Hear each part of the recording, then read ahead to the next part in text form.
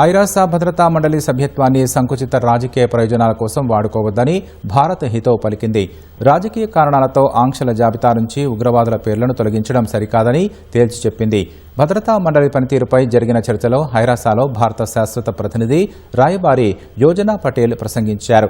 ఉగ్రవాదులు ఉగ్ర సంస్థలను నిషేధిత జాబితాలో చేర్చడం, తొలగించడం వంటి ప్రక్రియల్లో పారదర్శకత ఉండాలని యోజనా పటేల్ అన్నారు.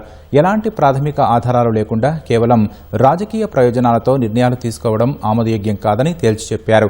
ఉగ్రవాదుల విషయంలో ఆధారాలు సమర్పించిన కొందరు సభ్యులు అడ్డుకుంటున్నారని పరోక్షంగా చైనాను ఉద్దేశిస్తూ విమర్శించారు. ఐరాస ప్రధాన కార్యదర్శి ఎన్నిక సహా ఇతర కీలక నిర్ణయాల్లో తాత్కాలిక సభ్య దేశాలకు సాధారణ అసెంబ్లీకి మరింత ప్రాధాన్యం ఇవ్వాలని డిమాండ్ చేశారు.